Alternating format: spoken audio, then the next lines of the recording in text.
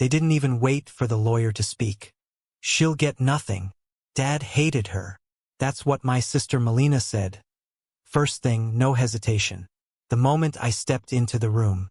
No greeting. No eye contact. Just those words, shot like an arrow and left to hang in the air, vibrating. She didn't shout. She didn't need to. Her voice was sharp, controlled, aimed directly at me, and loud enough for everyone to hear. Like she wanted it to echo. Like she wanted the sentence itself to slap me before anyone else had a chance to. I felt it hit, just there under the breastbone. It landed heavy, and I swear for a second, I forgot how to breathe. My grip on Ava's hand tightened. She squeezed back. Her fingers were small, warm, a little sweaty from nerves, but steady. She always knew. I didn't even have my coat off. Hadn't taken a seat. I was still standing in the threshold like someone who'd walked into the wrong funeral. But the message was already clear. I wasn't welcome. I wasn't family. I was a ghost. A stray. A box they forgot to check. They were here for closure. I was just a loose end. Melina sat at the head of the table like she belonged there. Back straight, legs crossed, a perfectly ironed navy pantsuit wrapped around her like armor. Her lipstick was that deep wine red she always wore when she was ready to win something. She had her hair twisted into a high knot, not a strand out of place. Classic Melina, everything under control, always curating her grief. It looked good on her. It always did. Ava and I stood in the doorway, both of us dressed in black. Her hair was braided the way she liked. One big braid down the back, tight enough to stay neat but soft enough not to pull. She had picked her own outfit, said she wanted to wear something respectful. A little button-down blouse and pants that made her look older than 9. Or maybe grief just made her seem older. I didn't know anymore. I forced a thin, unconvincing smile, trying to keep her calm. But my legs felt like wires pulled too tight. And then came a sound I hadn't heard in years. The laugh. Uncle Barry's laugh. Dry. Cruel. Unbothered. Even her kid knows she's worthless. He muttered with that familiar smirk. He leaned back in his chair, fingers laced behind his head like he was settling into a show. His gray hair was thinner now, slicked back the same way he used to do it 20 years ago. Some people never grow into their age. They just keep pretending they're still 35 and dangerous. His comment landed with a ripple. A couple of people smirked. One of the cousins, maybe Jessica, coughed into her hand like she was covering a laugh. Another neighbor nodded almost imperceptibly, like he wasn't even aware of it. Ava's eyes dropped to the floor. My heart cracked, just a little deeper. The chairs were all filled. Melina, Uncle Barry, their spouses, cousins, a few neighbors from the old cul-de-sac. All of them here to pick over the bones of a man who was more myth than memory by the time he passed. Everyone dressed in polite mourning, but the tension in the room was something else. Charged. Electric. They weren't here just to listen. They were here to win. I walked Ava quietly to the far end of the long mahogany table. The kids' end, though no one would say it aloud.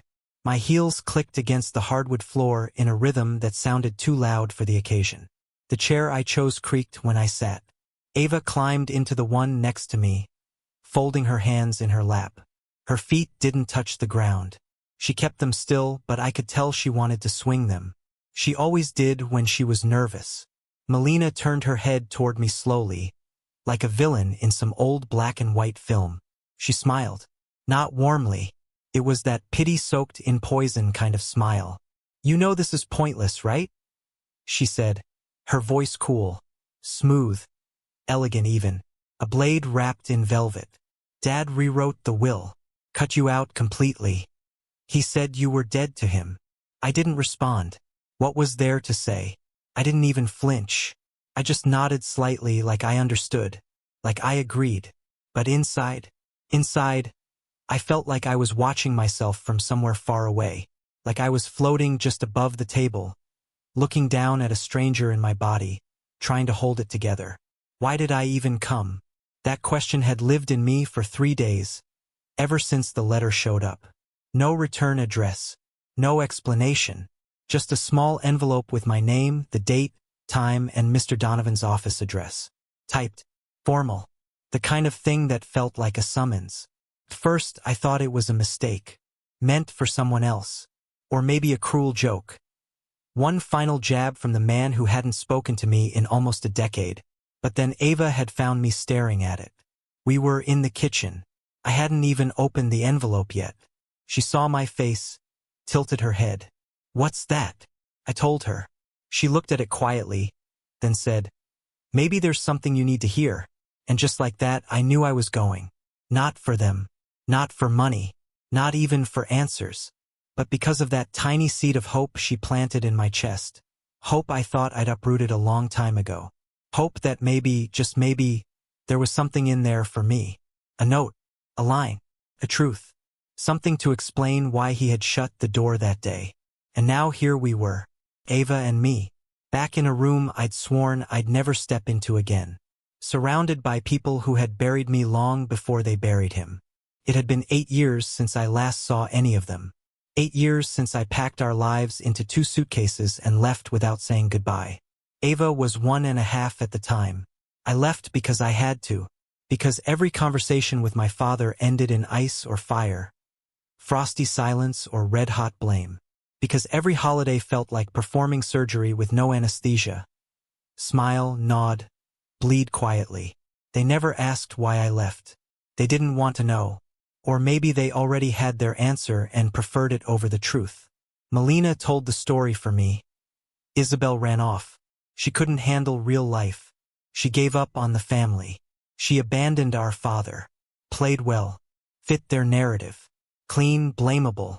What they didn't know, what they never asked, was that I left the day my father shut the door in my face. I had stood on his porch, Ava asleep in my arms, a suitcase at my feet, my voice shaking as I said, "I don't know where else to go." He didn't even speak. Just looked at me, jaw clenched. Then slowly, silently, shut the door. That was it. And I never came back. Now, the air in the room smelled the same as I remembered. Old wood, leather chairs, and that faint hint of stale cigar smoke baked into the walls. And Melina's perfume, too sweet, too strong. Like a flower trying too hard to stay alive. Across the room, Uncle Barry leaned in, clearly trying to catch Mr. Donovan's eye. Everyone was starting to sit up straighter, anticipating the reading. But Mr. Donovan hadn't even entered yet. The door was still closed. They were already dividing the spoils. Ava stayed silent beside me, her hands still folded in her lap. She hadn't spoken since we walked in, but I could tell she was watching, eyes moving slowly around the table, taking in the faces, the postures, the way everyone looked at me like I just tracked mud into the sanctuary. Her calm unsettled me. It wasn't that she wasn't scared. I knew she was, but she held herself still, like she was waiting for something, like she knew something I didn't. Across the table, Melina pulled out a small notepad. She was already writing things down. Maybe ideas for how to redecorate Dad's place, or maybe just a list of people to call once she got the official keys. Uncle Barry leaned over and said something to her that made her laugh. A dry, mocking sound. I tuned it out. I focused on the grain of the table instead. The dark swirls in the wood reminded me of a river. Twisting, moving, constant. Felt easier to look at that than at them. And just when I thought I couldn't bear another second of the waiting, the door creaked. Everyone looked up. Mr. Donovan stepped inside. He looked exactly as I remembered, tall, balding, in a charcoal suit that somehow made him look both formal and exhausted. His expression was unreadable, like always. He clutched a thick folder under one arm and a black laptop bag in the other. For a moment, no one spoke. The air changed. This was it. Whatever hope I had left was about to be set on fire. I braced myself. Whatever was coming, I already knew it wasn't for me. But I didn't know that Ava had brought something with her. Something my father gave her. Something that would make the whole room stop breathing. Something that would turn everything upside down. The room went still the moment Mr. Donovan stepped inside. He closed the door behind him with a soft click, as if sealing us all into whatever this moment was supposed to be. Closure or confirmation, or maybe just an official stamp on everything we already knew. That I was forgotten. that Melina had won. His steps were unhurried, almost ritualistic as he crossed the room, set the folder on the polished mahogany table, and took his place at the front. His expression never changed, but something in his eyes looked heavier than before, tired, resigned. He pulled out a pair of thin, wire-framed glasses from his breast pocket and perched them on his nose with the practiced precision of a man who's done this 100 times before. "Thank you all for coming," he said, voice calm and neutral, like a therapist or a priest. "As you know, we're here to read the last will and testament of Charles Victor Hawthorne." A murmur of shifting bodies followed. Chairs creaked. A throat cleared. Someone, I think Barry, exhaled like it was the first time he'd breathed since Mr. Donovan walked in. I sat frozen, my hands in my lap. My fingers were clenched without realizing it until Ava gently slipped her hand into mine again, the way she always did when she sensed the storm. It grounded me barely. Donovan opened the folder. The sound of paper shuffling was impossibly loud in the tense quiet. "I'll begin with the legal declarations," he said, flipping to the first page. Charles Hawthorne's final will was signed and notarized 6 weeks prior to his passing. I witnessed and filed it myself, and it is legally binding. A copy will be available for all named beneficiaries after today's reading. And then he began. The words meant nothing at first, just a string of formalities. Legal speak. Definitions and technicalities. I heard him say executor and residue clause, and estate division according to revised stipulations, and I felt myself drift a little, like the room was slowly pulling away from me. The ceiling felt taller, the table longer, the air thinner. Melina looked poised, like she had a script to follow and she was nailing it. Barry leaned forward, eager. I watched them all, feeling like an intruder in my own history. Then Donovan turned a page, and the names started. "To my daughter Melina Hawthorne," he read. "I leave the primary residence, all its contents, and the family silver." Melina didn't smile, not outwardly, but something in her shoulders shifted. A quiet, smug satisfaction that filled the room like perfume. Her husband, Daniel, sitting beside her, leaned over and whispered something. She nodded, probably already planning the renovations. "To my brother Barry Hawthorne," Donovan continued, "I leave the lake property and remaining shares in Hawthorne Timber." Barry exhaled, a deep, satisfied sigh. He leaned back like a man who had just sealed a deal and could now relax into his riches. He folded his arms, tipped his head back. A king in his crumbling kingdom. I felt nothing, or maybe too much to name. "To my nephew Caleb Thompson, I leave the vintage car collection." Of course, Caleb, the cousin who once stole my birthday money when we were 10 and blamed it on the housekeeper. He gave a low whistle and shot a wink toward Barry. The room was buzzing now, not loud, but alive with it. People shifting, smiling, whispering, and still nothing. No mention of me. I watched Mr. Donovan's eyes flick down the page, line by line. Every time he paused to turn the paper, my breath hitched. Maybe, but no. The final lines were coming. Then he said it. The one line I'd been dreading, not because it would surprise me, but because hearing it out loud would make it real. "As previously declared, my daughter Isabel Hawthorne will not receive a portion of this estate." There it was. Clean. Final. Like a door slamming shut in a hurricane. I didn't react. Not outwardly. No tears. No gasp. No demand for explanation. I simply stared at the knot in the wood grain directly in front of me. A swirling pattern I could trace with my eyes and pretend was important. Inside, I felt like something cracked open. A tiny fault line that had been quietly spreading for years, finally splitting wide. Ava's fingers slipped more fully into mine beneath the table. I hadn't realized I was squeezing so tightly. My hand had gone cold. My chest ached, not from sadness anymore, from shame. Even after everything I had hoped. That was my mistake. I thought maybe there'd be something. A sentence. A word. A memory. Proof he had remembered who I was, not just who they told him I had become. Instead, he wrote me out like a footnote. And the room responded exactly the way I knew it would. Melina leaned toward Daniel again, a satisfied murmur sliding from her mouth. Barry shook his head with mock solemnity. Some people don't understand what family means, he said, louder than he needed to, clearly for everyone's benefit. Some people walk away, then expect forgiveness when it's convenient. The cousins nodded. The friends kept quiet, but their silence was louder than any insult. I wanted to disappear, evaporate, just leave this room, this moment, this damn family name behind me like smoke in the wind. Why did I come?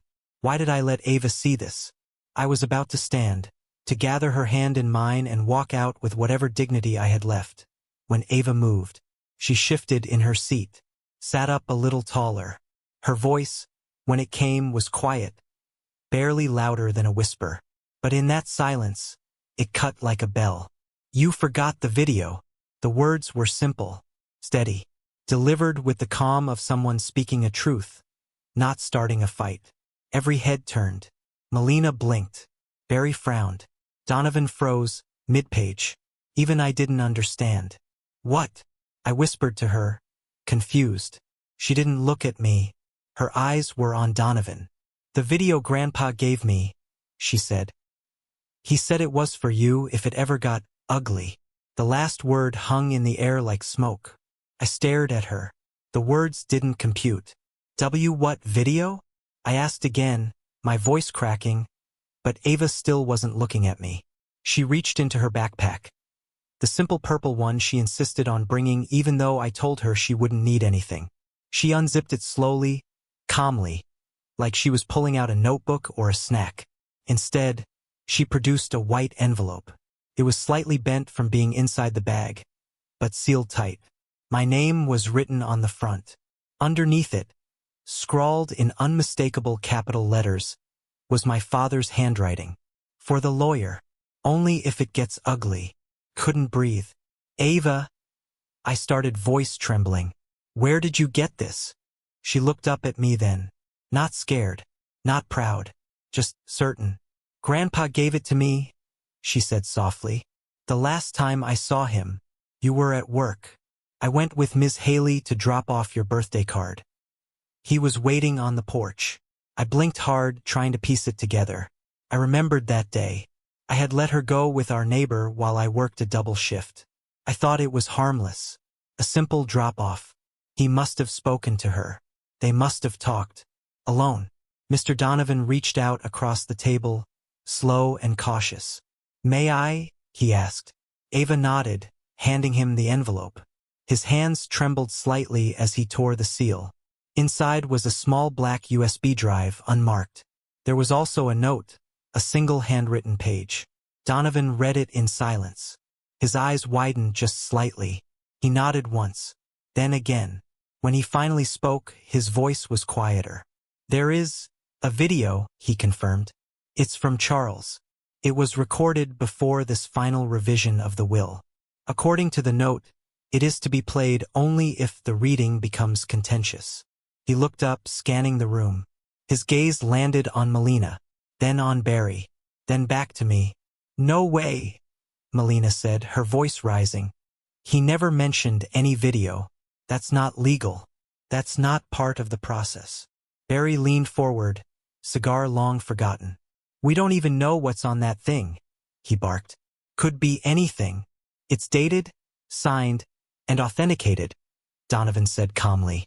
His instructions were clear, and legally, I am required to play it. He stood, walked over to the small desk in the corner, and retrieved a slim black laptop. I hadn't even noticed it when he walked in. Tucked away in a messenger bag. He plugged in the USB. The room felt like it had no air. No one spoke. No one moved. Even the building seemed to go quiet. The screen came to life, black with a single white word. Play. Donovan hit the spacebar. And there he was. My father. Alive, frozen in time. He was older. Thinner. Wearing that dark green sweater I once gave him for Christmas. The one I thought he'd never worn. Behind him sat his antique globe. The one that never spun right but stayed proudly in his study like a relic. His hands were folded in front of him. And when he spoke, his voice was low. Familiar. Tired. Hi, Isabel. I didn't breathe. Couldn't. His eyes looked into the camera like they were searching for something. Not stern. Not cold. Just worn. If you're watching this, I'm gone. And I'm guessing things didn't go well. He looked down for a moment, then back up. And the next words he said changed everything. Hi, Isabel. Those two words shouldn't have meant anything. But hearing them, his voice, cracked with age but still steady, still familiar. Something inside me broke and healed at the same time. I didn't even know I had been waiting to hear my name said like that. Not with malice. Not with disappointment. Just said. Acknowledged. My throat tightened instantly. My hand found Ava's again. And this time I was the one holding on like she was my anchor to reality. Across the table, no one said a word. The screen glowed with that dull blue light that made everyone look washed out and smaller than they were. Melina's lipstick seemed too harsh under it. Barry's eyes flickered. But no one looked away. We all watched. We all listened. If you're watching this, it means I'm gone. And I didn't get to say everything I should have while I was alive. He paused, hands clasped in front of him. Isabel, I don't know how to start this except to say I'm sorry. Not just for the past few years. For everything. His shoulders sagged slightly. He looked down, then back up again. His eyes were glassy. I believed things I shouldn't have. I listened to the wrong people. I thought I was being strong, protecting the family, preserving something I thought mattered. But what I was really doing was driving my daughter away. No one moved. Not even Melina. The silence in the room wasn't just still. It was stillness. Holy. Arrested. The kind of silence that happens right before the truth enters a space. You tried to explain. I remember that day on the porch. I remember the suitcase. Ava in your arms. I remember what you said. I sucked in a breath. My vision blurred. And I shut the door. He closed his eyes. Just for a second. When he opened them again, they were wet. That was the worst thing I ever did. And I've done a lot of things I'm not proud of. But that, he swallowed. That's the one I see when I close my eyes at night. A lump formed in my throat so big I could barely breathe. You needed your father. And I gave you silence. Melina's chair creaked slightly, but she didn't speak. Her knuckles were white on the arms of the chair. Daniel leaned away from her just slightly, as if her stillness unnerved him. I believed Melina when she told me you were selfish, that you ran away because you didn't want responsibility. I believed Barry when he said family doesn't quit. That blood was everything. That walking away meant betrayal. He laughed, softly, bitterly. They said you were weak. Another pause. But they were wrong. I was wrong. I felt something hot slide down my cheek. A tear I hadn't meant to shed, hadn't even known was there. I wiped it quickly, but another followed. And another. Soon I gave up trying to stop them. I didn't care who saw. He had said my name. He had said I was wrong. Those words mattered more than anything in the room. You left to protect Ava. I see that now. You didn't run, you chose. You chose peace. You chose sanity. You chose to give your daughter a better life than the one we offered. He paused again, this time longer. Then he smiled softly. I met Ava a few months ago, just the two of us. You were at work, and she stopped by with a neighbor. We sat on the porch, and I asked her about you. I turned to look at Ava. She was watching the screen, completely still. Her face was unreadable, but her eyes were full. I asked her what kind of mother you were. You know what she said? He smiled again, this time with something fragile and full behind it. She said, "My mom is the safest place in the world." My hand flew to my mouth. I didn't sob. I didn't make a sound. But the sob was there, right under the skin, held in only by years of practice and a child beside me who needed me to stay grounded. Isabel, he continued. That moment, hearing those words, it broke something open in me. I realized I had spent years listening to noise, to lies, to my own fear. I let my pride win. And because of that, I lost my daughter. But I'm not going to let my last act be erasing you again. There was a low gasp from someone across the table. I didn't look to see who. I couldn't look away from the screen. That's why I changed the will. Now it wasn't just me who stiffened. Melina sat up straighter. Daniel's eyes narrowed. Barry leaned forward sharply, a noise catching in his throat. The house, the savings, the retirement account, a college trust for Ava. It's all yours. Not because I owe you, though I do. Not because it will fix what I broke, because it won't. But because it's the least I can do to honor the daughter I should have defended, the mother I should have supported, the woman you became without any of us lifting a damn finger to help. He looked directly into the camera. Felt like he was looking right into my soul. You earned peace, Isabel. You earned rest, and joy, and safety.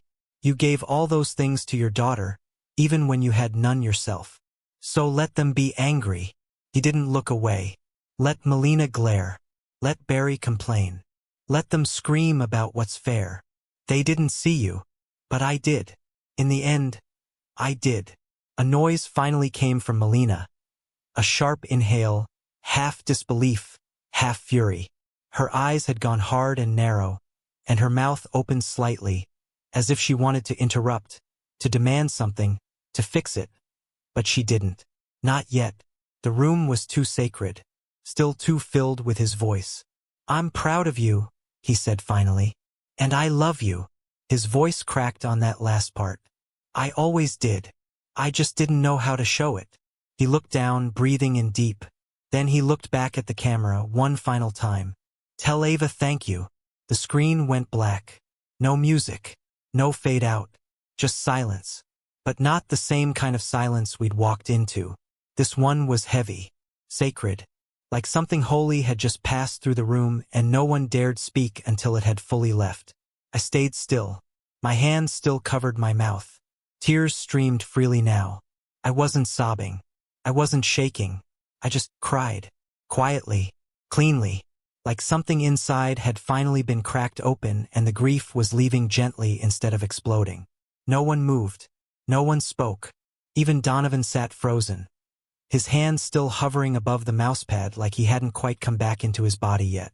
Ava leaned into me, resting her head on my shoulder. Did you hear him? She whispered. I nodded. Swallowed. Yes, baby. I heard him. A chair scraped sharply against the wood floor. Melina.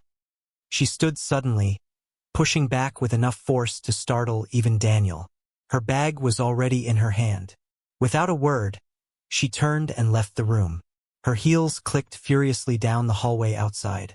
Daniel followed a moment later, red-faced, mumbling under his breath. Barry didn't move. He stared blankly at the screen, now dark. When he finally stood, he turned to Donovan. His voice came out low, tired, but still laced with that edge. This won't stand, he muttered. But even he didn't sound like he believed it. He left anyway. One by one, the others followed. Cousins, old neighbors, people who once patted my head and called me Charlie's Wild One. Like it was a compliment. None of them looked at me.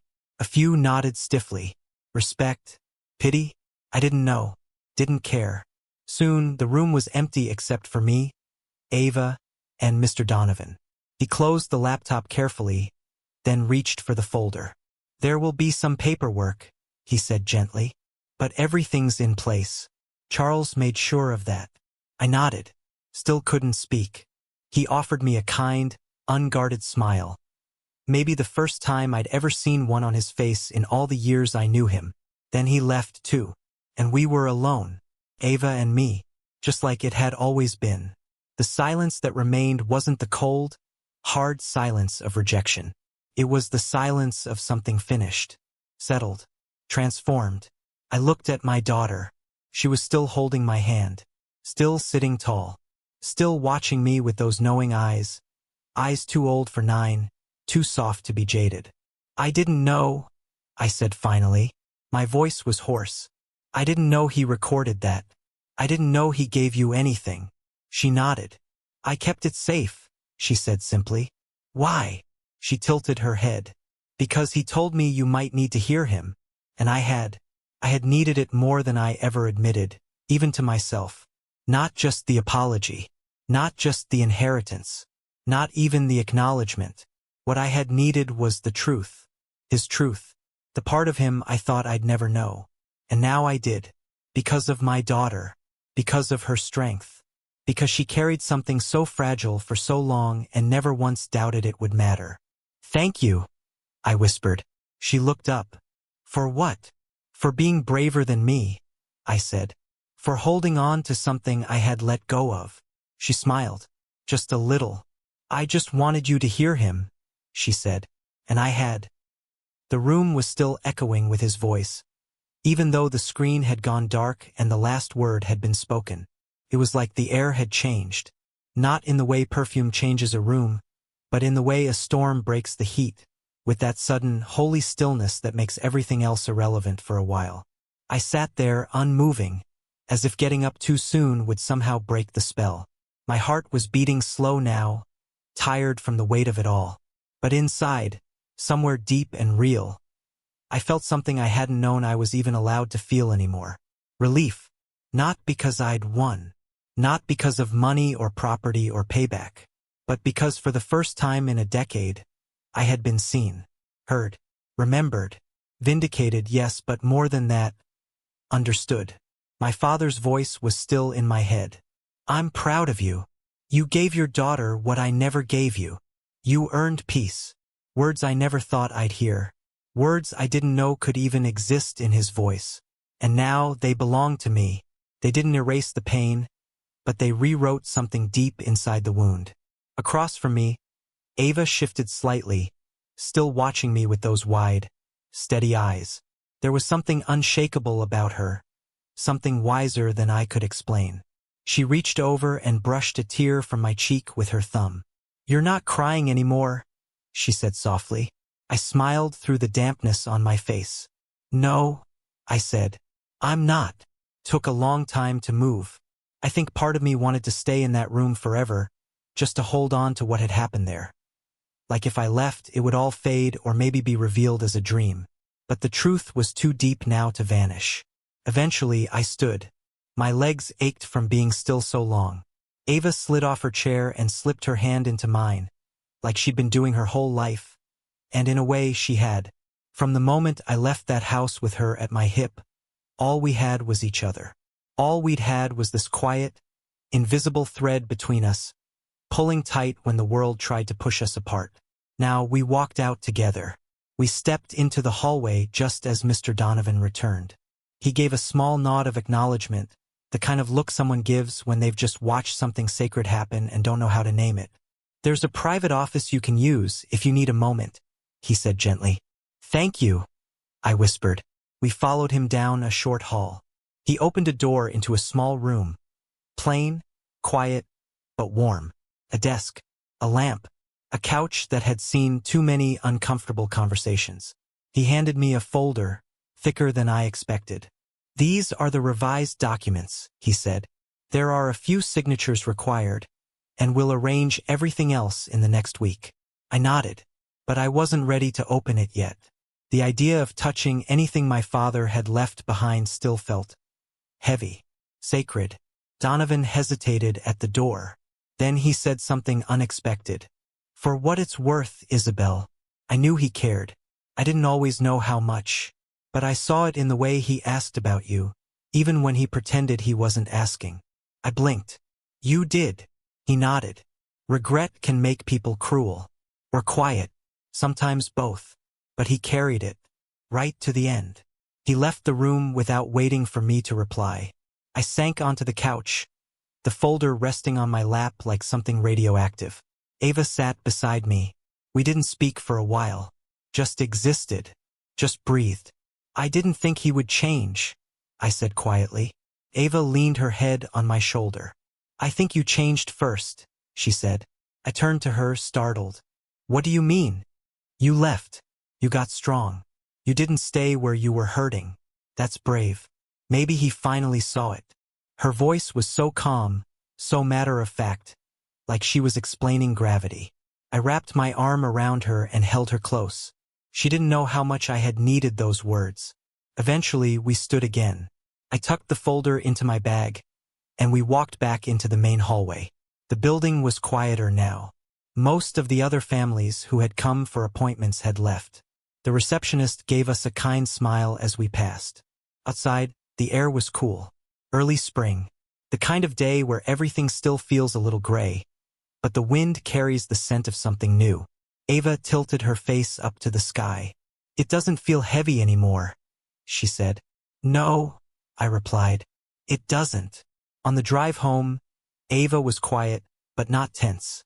Just thoughtful. I glanced at her in the rearview mirror a few times. She looked out the window, her expression soft. I think she was carrying something too. Not grief exactly, more like the weight of holding on to the truth for so long. And now that it was out in the world, she was lighter. I wanted to ask her more. About that day on the porch. About what he had said to her, what he looked like. But I didn't. Not yet. Some truths belong in silence for a while. We pulled into our driveway, the modest one-story house I had worked so hard to make a home. The paint on the porch was peeling. The mailbox leaned to one side, but inside it was warm, alive, full of music and bedtime stories and soft blankets and burnt cookies and laughter that we'd fought to make real. And now, there was more ahead, something I hadn't dared to hope for, a future, a second chance. That night, after Ava fell asleep curled into the crook of my arm, like she used to do when she was smaller, I sat alone at the kitchen table and opened the folder. The first page was a cover letter, then the revised will, then the asset transfers. The house was now in my name, the one I grew up in, the one I had stood outside with Ava on my hip while my father shut the door. Now it was mine, and suddenly it wasn't just a structure. It wasn't just square footage or bricks and memories. It was proof that I had never been invisible, that I had mattered. There was a letter, too, typed, short, simple. "Isabel, I'm sorry I couldn't say these things to your face. I should have. I waited too long. I hope one day you'll forgive me. You were always stronger than I gave you credit for. Dad." I pressed the letter to my chest. I closed my eyes. And for the first time in a very long time, I let myself believe it was okay to feel peace. A week passed. Then two. The house transferred. The trust for Ava was confirmed. People started calling lawyers, real estate agents, old friends of my father's. But the people who had been in that room, they stayed quiet. Melina never called, never emailed. Barry sent one terse message through his lawyer requesting clarification. But Donovan handled it. I didn't care. There was nothing left to fight over. The truth had already won. Ava and I visited the house, my new house, one Sunday afternoon. I was nervous. I hadn't stepped foot on that porch since the day I left with a crying baby and nothing but hope I couldn't afford. But the moment I touched the front doorknob, something in me shifted. It wasn't a haunted house anymore. It wasn't full of ghosts or echoes or shame. It was a place, one I could make my own. Ava ran up the stairs and into the hallway. She found my old bedroom.